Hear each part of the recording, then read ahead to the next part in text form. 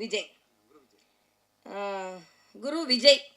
விஜய்னாலே திரைப்படத்துறையில் வெற்றி பெற முடியும். அதனால் கரோனா காலத்தில் பிபிஇ கிட் போட்டு நான் தான் முதல்ல போனேன்னு அன்றைய முதல்வர்லாம் சொல்லி கொண்டு இருந்தாங்க. இல்லை, முதலில் நிர்வாகத்தில் இருந்து மருத்துவர்களுக்கு உதவி செய்ய வேண்டும் என்று பாதுகாப்பு அதிகாரிகள் அனைவரும் வேண்டாம் என்று சொன்ன பின்பும் பிபிஇ கிட் போட்டு அங்கே மருத்துவமனைக்கு நுழைந்த முதல் நிர்வாகத்தை சார்ந்தவள் நான் என்று நான் உங்களோடு பெருமையாக தெரிவித்துக் கொள்கிறேன். முதல்ல நமது ராஜா அண்ணனை மிகவும் பாராட்டுகிறேன். ஏன்னா எங்களோடு அரசியல் பயணித்து கொண்டிருந்தவர் இன்று திரைத்துறையில் பயணிக்கிறார். திரைத்துறையில் பயணித்தவங்கெல்லாம் அரசியலுக்கு வரும்போது அரசியலை சார்ந்தவர்கள் எல்லாம் திரைத்துறைக்கு வர வேண்டிய ஒரு சூழ்நிலை ஏற்படுகிறது என்பதை மரியாதைக்குரிய ராஜா அவர்கள் இதை தயாரித்ததும் டைரக்ட் செய்ததும் நீங்கள் தானே.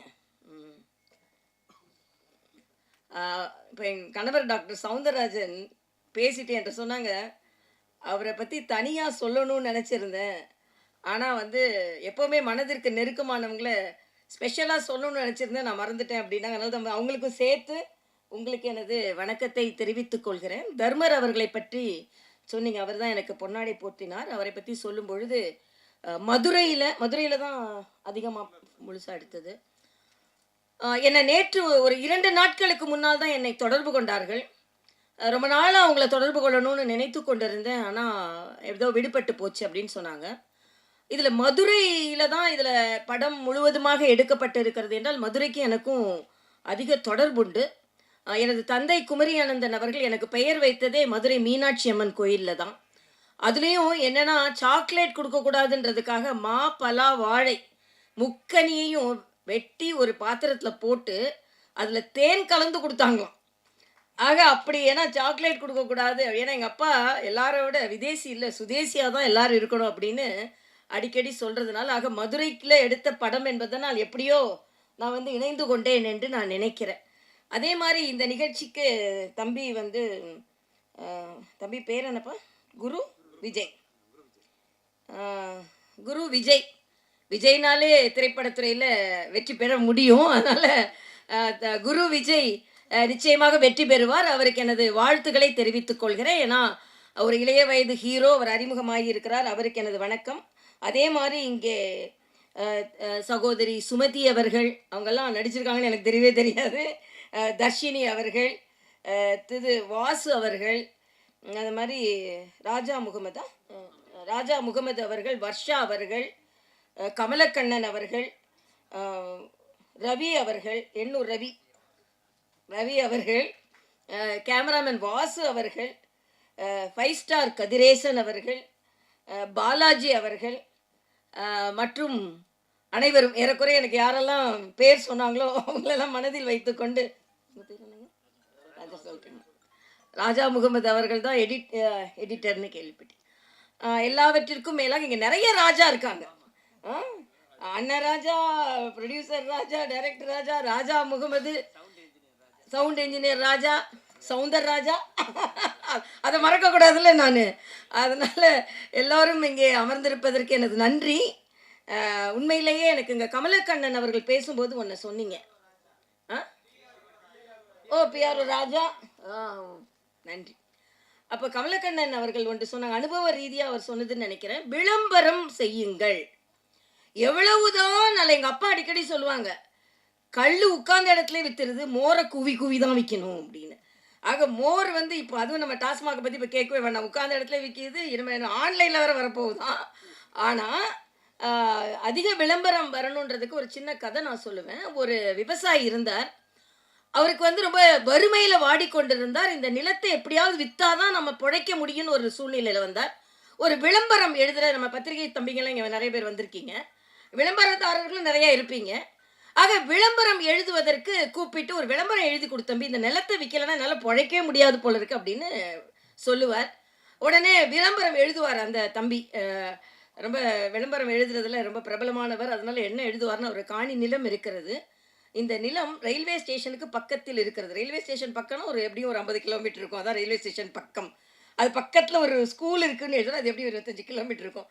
பக்கத்தில் ஸ்கூல் இருக்குது, பக்கத்தில் மார்க்கெட் இருக்குது, ஈசான மூலையில் ஒரு கிணறு இருக்குது, ஒரு 2 நல்ல மாமரம் இருக்குது, நல்ல மாம்பழம் பழுக்கக்கூடிய மாமரம் இருக்குது, ஒரு தென்னை மரம் இருக்குது, 2 கொய்யா மரம் இருக்குது. ஆக இப்படிப்பட்ட நிலம் விற்பனைக்கு அப்படின்னு சொல்லி எழுதிட்டு அதை அந்த விவசாயிகிட்ட காண்பிச்சுட்டு இந்த கட்டணம் கொடுங்கய்யா அப்படின்னு கேட்பார். அந்த விளம்பரத்தை படிச்சுட்டு அந்த விவசாயி சொல்வார், நான் இந்த நிலத்தை விற்க போகிறதில்ல அப்படிம்பார். உடனே இந்த விளம்பரம் எழுதின தம்பிக்கு கோபம் வரும். இப்போ ஒரு 10 நிமிஷத்துக்கு முன்னால் தான் இந்த நிலத்தை விற்கலாம் நான் பிழைக்கவே முடியாதுன்னு சொன்னீங்க, அதனால நான் உங்களுக்கு விளம்பரம் எழுதி கொடுத்துட்டு இப்போ 10 நிமிஷத்தில் மனசை மாற்றினா எப்படி விளம்பரம் கட்டணம் கொடுக்க மாட்டேன், விளம்பரம் செய்ய போகிறதில்லன்னு சொல்கிறீங்கன்னு சொன்ன உடனே அந்த விவசாயி சொல்வார், ஏன் நிலத்தில் இவ்வளவு நல்லது இருக்குன்னு எனக்கே தெரியாது. நீ விளம்பரம் எழுதின உடனே இந்த நிலத்தை நான் ஏன் விற்கணும்னு நினச்சாரு, அதனால் நான் இந்த நிலத்தை விற்க போகிறதில்லை. இதான் விளம்பரத்தின் ஒரு அருமை. ஆக இதை எடுத்து சொல்லி சொன்ன உடனே இந்த நிலத்தை போய் நான் ஏன் விற்கணும், இவ்வளவு நல்லது இருக்கா ஏன் நிலத்துலன்னு எனக்கே தெரியாது, விளம்பரம் எழுதின பிறகு தான் எனக்கு தெரியுது அப்படின்னு சொன்னதை மாதிரி நிச்சயமாக விளம்பரப்படுத்த வேண்டும். ரொம்ப நல்லதெல்லாம் நடந்திருக்கு. ஏன்னா நானும் என் ஹஸ்பண்டும் என்ன சென்ஸ் பண்ணுறோன்னா இது ஒரு மெடிக்கல் சப்ஜெக்ட். அதனால தான் டாக்டர் சவுந்தரராஜன் எங்கேயுமே வரமாட்டாங்க, அவங்களுக்கு பேஷண்ட்ஸ் தான் முக்கியம். ஆனால் நெடுநாள் கழித்து இங்கே வந்திருக்காங்கன்னா அது அண்ணன் ராஜாக்காகவும் டைரக்டர் தயாரிப்பாளர் ராஜாக்காகவும் 2 ராஜாக்காகவும் அந்த ராஜா வந்தாருன்னு நான் சொல்லுவேன். ஏன்னா அவங்க சாதாரணமாக பேஷண்ட்ஸை பார்க்குறதுல தான் அவங்க அதிக கவனம் செலுத்துவாங்க. அதுவும் நான் அடிக்கடி சொல்லுவேன், கிட்னிஸ்லாம் வந்து ரொம்ப ஆரவாரம் இல்லாத, இப்போ எனக்கு நேர் ஆப்போசிட்டு டாக்டர், ஹார்ட்லாம் படப்படப்படன்னு அடிச்சுக்கிட்டு இருக்கோம், கிட்னி அமைதியாக வேலை செஞ்சிட்ருக்கோம். அது மாதிரி அமைதியாக பல நோயாளிகளை காப்பாற்றியவர்கள் அவர்கள். அதனால் இங்கே அவர் இந்த ராஜா அவர்கள் 2 ராஜா வர்றதுனால இங்கே வரணும்னு நான் நினச்சேன். ஆனால் அது மெடிக்கல் சப்ஜெக்டுன்னு உடனே அவங்களுக்கும் மகிழ்ச்சி, எனக்கும் மகிழ்ச்சி.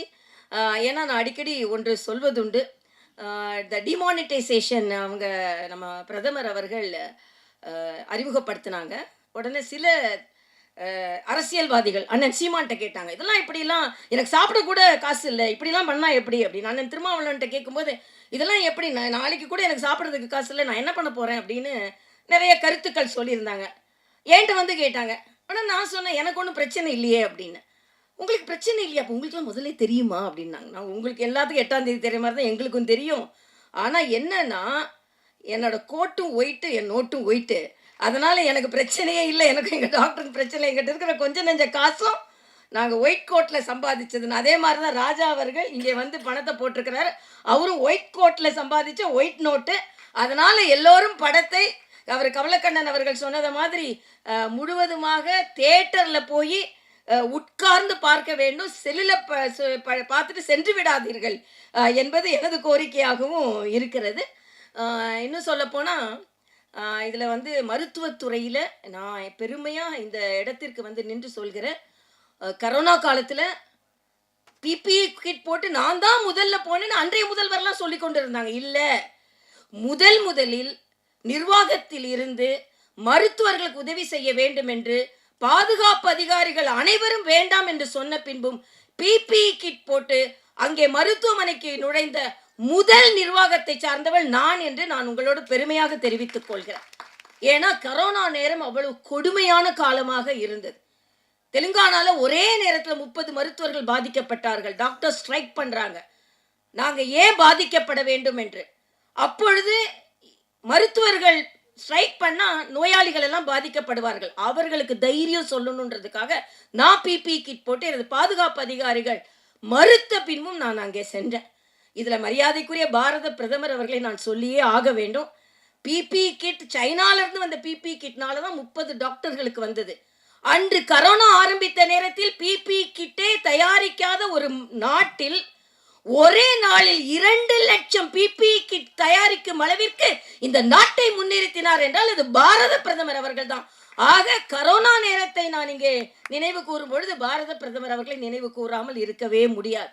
அதே மாதிரிதான் தடுப்பூசி, 150 நாடுகளுக்கு தடுப்பூசி கொண்டு போனோம் என்றால் அதற்கு பாரத பிரதமரின் அந்த முயற்சி தான் காரணம். அதுல முதலில் அந்த தடுப்பூசியை உருவாக்கியவர் நம் தமிழ்நாட்டை சார்ந்தவர், குடியாத்தத்தை சார்ந்த, அதாவது பாரத் பயோடெக்காரர்கள் ஹைதராபாத்ல இருந்தாலும் தமிழ்நாட்டை சார்ந்தவர்கள்.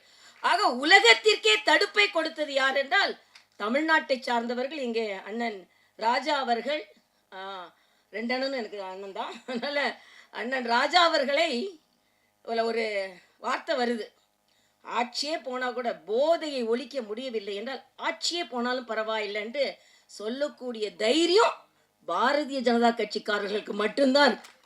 எப்படினாலும் ஆட்சியை பிடிச்சிடலாம் அப்படின்னு இல்லை, மக்களுக்கு கெடுதல் வருகிறது என்றால் எங்களுக்கு எதுவுமே தேவையில்லை என்று தான் நாங்கள் எல்லாம் பணியாற்றி கொண்டிருக்கிறோம். இந்த சமுதாயம் அதையும் உணர்வார்கள் என்று நான் நினைக்கிறேன். அதனால ஒரு நல்ல நிகழ்ச்சி, மருத்துவத்தில் சம்பாதிச்சு இங்கே திரைப்படம் எடுத்திருக்கிறார். நான் அடிக்கடி ஒன்று சொல்வதுண்டு. நான் ராமச்சந்திரா மருத்துவக் கல்லூரியில் பணியாற்றி கொண்டிருக்கும் பொழுது ஒரு நோயாளி ரொம்ப கவலையாக இருந்தார். அவர்கிட்ட கேட்டேன், ஏங்க இவ்வளோ கவலையாக இருக்கீங்க, என்னாகுமோன்னு கவலைப்படாதுங்கன்னு சொன்னேன். அதுக்கு அந்த நோயாளி சொன்னார், என்னாகுமோன்னு கவலைப்படலை டாக்டர், எவ்வளோ ஆகுமோன்னு தான் எனக்கு கவலையாக இருக்கிறது என்று சொன்னார். ஆக எல்லா டாக்டரும் அப்படி கிடையாது. நாங்கள் எல்லாருமே சேவையில் மருத்துவம் பார்ப்பவர்கள். எங்கள் டாக்டர்லாம் பார்த்திங்கன்னா கிட்னி டிரான்ஸ்பிளான்ட்டு நிறைய நாளில் ஃப்ரீயாக பண்ணி கொடுக்குறாங்க. அதனால் நாங்கள் எல்லாருமே ஒரு நியாயமான மருத்துவர்கள். அதனால தான் அநியாயமான மருத்துவர்களை பார்த்தவுடன் கோபம் வந்திருக்கிறது இவர்களுக்கு. அதனால் மருத்துவர் இதை பார்த்த உடனே மருத்துவர்கள் எல்லாருமே இப்படி தான் நினச்சிடாதுங்க. நல்ல மருத்துவர்கள் இருக்கிறார்கள் என்பதற்கு ஆரம்பமாகவே சொல்வதற்காகத்தான் நாங்கள் எல்லாம் இங்கே வந்திருக்கிறோம் என்று நான் நினைக்கிறேன். அதனால் நிச்சயமாக இந்த படம் வெற்றி பெற வேண்டும். எனக்கு ரொம்ப சினிமா பார்க்குற பழக்கம் கிடையாது. ஒருத்தர் வந்து இது விளையாட்டாக சொல்கிறேன், ஒருத்தர் வந்து ஒரு கதை எழுதிட்டு முடிக்க முடியாமல் ஒரு டாக்டரை கூப்பிட்டாராம். எனக்கு கதையை முடிக்க முடியலைங்க அப்படின்னு, நீங்கள் கொஞ்சம் வாங்கினாராம். உடனே டாக்டர் சொன்னாராம், எங்களை பேஷண்ட்ஸை பார்க்க தானே கூப்பிடுவாங்க, நீங்கள் ஏன் கதையை முடிக்கிறதுக்கு என்ன கூப்பிட்றீங்க, நிறைய பேர் கதையை நீங்கள் முடிச்சிருக்கீங்க, அதனால் உங்களை நான் கூப்பிட்றேன் அப்படின்னு சொன்னாராம். அப்படிப்பட்ட டாக்டர் நாங்கள் கிடையாது. ஆனாலும் இந்த இந்த கதையை வளர்க்குறதுக்கும் கதையை நல்லா நடத்துறதுக்கும் நாங்கள் இங்கே வந்திருக்கோம். எல்லாத்துக்கும் மேலே நான் பிரதானமாக இங்கே வந்தது ராஜா அண்ணனுக்காக. ராஜா அண்ணன் நாங்கள் எல்லாரும் ஒரு ஒரு அரசியல் கட்சியிலேருந்து எல்லாரும் எவ்வளவோ லாபகரமாக, அரசியல் என்றாலே அது பட்டத்திற்கும் பதவிற்கும் சம்பாத்தியத்திற்கும் என்று இல்லாமல் கொள்கைக்காக தனது வாழ்நாளில் உரக்க குரல் கொடுத்து கொண்டிருக்கும் தர்ம போராளிக்காக நாங்கள் இங்கே வந்தோம் அப்படின்றதுல நான் பெருமை அடைகிறேன். அது மட்டும் இல்லை, டாக்டர் சவுந்தரராஜன் அவர்களை எந்த நிகழ்ச்சிக்கும் நான் கூட்டிகிட்டு வரமாட்டேன். ஏன்னா நான் ஹோம் மினிஸ்டர்னு சொன்னால் ஹோம் மினிஸ்டர் கொஞ்சம் ஸ்ட்ரிக்டாக இருந்தால் தான் நல்லது. ஆனாலும் அவர்களும் வந்தார்கள் என்றால் உண்மையிலேயே 2 ராஜாக்களுக்கும் நாங்கள் வணக்கம் செலுத்துவதற்காக நான் மறுபடியும் சொல்கிறேன், எல்லா தமிழ்நாட்டு மக்களுக்கு நான் கேட்டுக்கொள்கிறேன், இந்த படத்தை தியேட்டரில் சென்று பார்த்து நல்லதை நல்லவர்களுக்காக, டூஸ் அண்ட் டோன்ட்ஸ், இது ரொம்ப நல்ல பேர், செய்யாதே, நல்லதை செய், நல்லது இல்லாததை செய்யாதே என்பதான் வரும்னு நான் நினைக்கிறேன். அப்படிதான் இருக்க முடியும். ஆனால் அரசியல்வாதி அப்படி சொல்ல முடியாது. அரசியல்வாதி நல்லதை செய்வாங்கன்னு சொல்ல முடியாது. இல்லை செய் அப்படின்னா எதையோ செய், செய்யாதேனா நல்லதை செய்யாதே அப்படின்னு கூட அரசியலில் இருக்கவங்களை எடுத்துக்கொள்ளலாம். ஆனாலும் ஒரு நல்ல திரைப்படத்தை பார்த்ததில் என் அப்பா அடிக்கடி ஒன்று சொல்லுவாங்க, ஒரு சின்ன ஜோக் மாதிரி சொல்லுவாங்க. இந்த கலப்படம் சொன்னாங்க, அதில் நான் வந்து டயலாகை பார்த்து தெரிஞ்சு கொண்டேன். ஏதோ ஒரு மருந்துகளை வைத்துலாம் அவங்க வியாபாரம் செய்கிறார்கள் என்று. அந்த நேரத்தில் கலப்பட மருந்துகள் அதிகமாக வந்து கொண்டிருந்த நேரம் ஒரு நோயாளி டாக்டர்கிட்ட போகிறாரு. டாக்டர் மருந்து எழுதி கொடுக்குறாரு. அதனால் எங்கள் அப்பா அடிக்கடி சொன்ன ஒரு சின்ன இது, அந்த காலத்தில் கலப்பட மருந்து வந்து கொண்டிருந்த நேரத்தில் டாக்டர்கிட்ட போங்க, ஏனென்றால் டாக்டர் பிழைக்க வேண்டும் அல்லவா. டாக்டர் கொடுத்த மருந்து சீட்டை கொண்டு மருந்து கடைக்காரரிடம் கொடுங்கள், மருந்து கடைக்காரர் பிழைக்க வேண்டும் அல்லவா. மருந்து கடைக்காரர் கொடுக்கின்ற மருந்தை தயவு செய்து சாக்கடையில் கொட்டி விடுங்கள், என்றால் நீங்கள் பிழைக்க வேண்டும் அல்லவா. அது மாதிரி போலிகளை பார்த்தெல்லாம் நாம் ரொம்ப எச்சரிக்கையாக இருக்க வேண்டிய காலத்தில் உண்மையானவர்கள் மேடையில் அமர்ந்திருக்கிறீர்கள். உங்கள் முயற்சி முற்றிலும் வாழ்த்துக்களை நான் தெரிவித்துக் கொள்கிறேன். ஒவ்வொருவரும் முயற்சி, எப்படி மருத்துவர்கள் ஒரு அறுவை சிகிச்சை செய்யும் பொழுது அதில் ஸ்டாஃப் நர்ஸ், மயக்க மருந்து நிபுணர், ward boy, ward technician, doctors, anaesthesiologist, surgeon எல்லாரும் சேர்ந்து ஒரு நோயாளியை பிழைக்க வைப்பதை போல இங்கே தயாரிப்பாளர், டைரக்டர், எடிட்டர், அதே மாதிரி எல்லாரும் பிஆர்ஓ, லைட் பாய், அது மாதிரி எல்லாரும் நிறைய எனக்கு டெக்னிக்கலாக சொல்ல தெரியல, அவங்க எல்லாரும் சேர்ந்து தான் ஒரு நோயாளியை பிழைக்க வைப்பதை போல ஒரு திரைப்படத்தை உருவாக்குகிறார்கள். அந்த திரைப்படத்தை எல்லோரும் பார்த்து மகிழ்ந்து உங்களுக்கும் லாபமாக இருக்கணும், அவங்களுக்கும் லாபமாக இருக்கணும்னு சொல்லி உங்களிடம் வாழ்த்தி விடைபெறுகிறேன்.